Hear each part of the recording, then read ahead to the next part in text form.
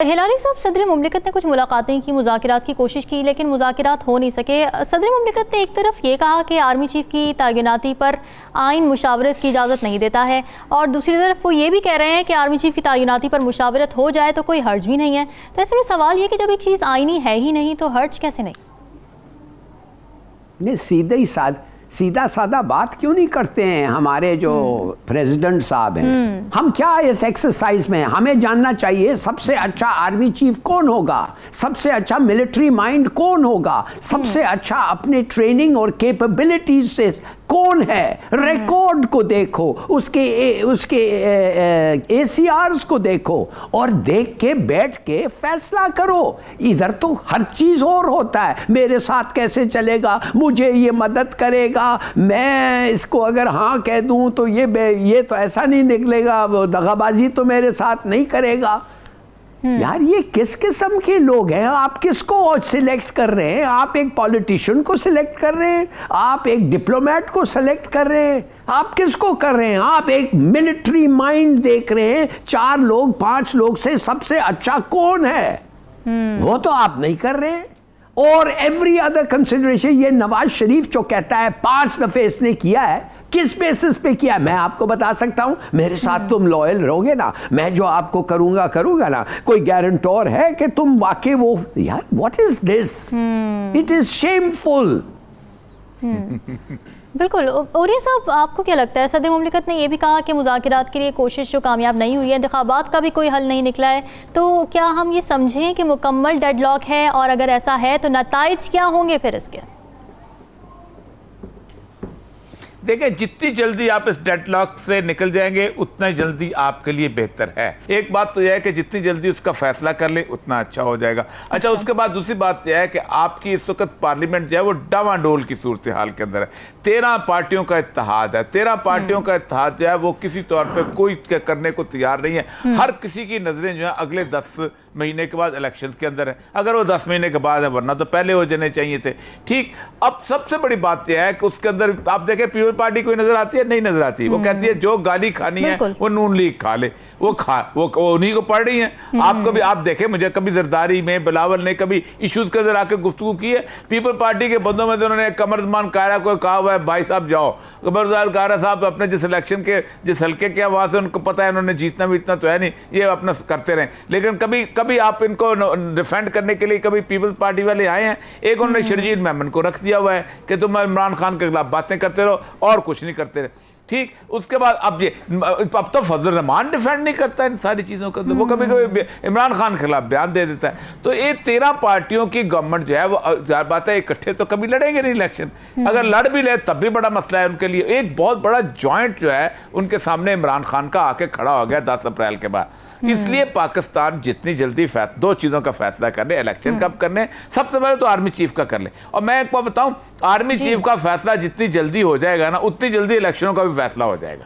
वो खुद आके ना तय कर लेगा कि चीजें कैसे होनी है। इनको खुद आप देखें, आप बताऊं, अभी कुछ दिन पहले 2 दिन पहले जो हो रहा था कि ये गवर्नमेंट से कुछ इत्तेहादी निकल जाएंगे, क्योंकि वो मसला बना रहे थे कि हमारे लिए कोई रास्ता नहीं बन रहा। देखें, आप MQM ने अब देखें कि उसका कहा है कि जी हम बल्दियाती इलेक्शन नहीं होने देंगे, क्योंकि पहले इनकी मर्दनशुमारी को क्यों नहीं होने देते? उनको पता है कि बल्दियाती इलेक्शन में PTI जीत रही है, मसला बनाएगी उनके लिए। ठीक, जमात इस्लामी करना चाहती है, उनका भी एतमाद है कि शायद हम जीत जाएंगे। ये सारे के सारे जो हैं वो अपना अपना खेल खेल रहे हैं और मुल्क इसमें तबाह हो रहा है। हिलारी साहब, अगर IMF और हुकूमत में इख्तिलाफात हैं तो मईशत में बेहतरी के हुकूमत जो दावे कर रही है वो किस बुनियाद पर है? देखिए, जब आपने IMF के साथ मुलाकात किया तो आपने वादा किया था IMF को, आपने कहा था, मेरे ख्याल में मिफ्ता इस्माइल साहब ने कहा था कि वो GST general sales tax 600 trillion rupees raise करेंगे, बढ़ाएंगे। बिल्कुल 600 ट्रिलियन रुपीस। वो किधर है भाई? वो नहीं किया आपने। फिर आपने कहा 11% टैक्स टू GDP जो 11% है उसको 9% करेंगे, वो भी आपने नहीं किया। बिजली का प्राइस आपने एग्री किया था रेज करने, वो भी नहीं किया। तो उन्होंने कहा हम आके आपसे किस चीज़ पे बात करेंगे जब आप अपने वादा ही पूरा नहीं करते। आप समझ गई हैं ना? बिल्कुल, बिल्कुल। तो ये है। अब औरिया साहब ने बड़े अच्छे पॉइंट्स रेज किए। मिसाल के तौर पे मैं आपको बताता हूँ रेमिटेंसेस के बारे में। देखिए, रेमिटेंसेस 2.2 बिलियन हुए हैं एक महीने में, जब हमारा टोटल डिमांड है एक साल में 32 बिलियन। इस हिसाब से तो 26 बिलियन होंगे डॉलर। तो 26 बिलियन डॉलर अगर होंगे तो 6 बिलियन डॉलर की कमी होगी, वो किधर से आएंगे? तो दैट मीन्स एक्सपोर्ट्स हमारे 1% बढ़े हैं। भाई बड़ी अच्छी बात है, इंपोर्ट्स 27% कम हो गए, मगर एट अ कॉस्ट। हमारे लोगों को, हम इंपोर्टेड रॉ मटेरियल्स पे काम करते हैं और नौकरियां बढ़ती है, वो नहीं मिलेंगे। तो वो भी एक फैक्टर है कंसिडर करने के लिए।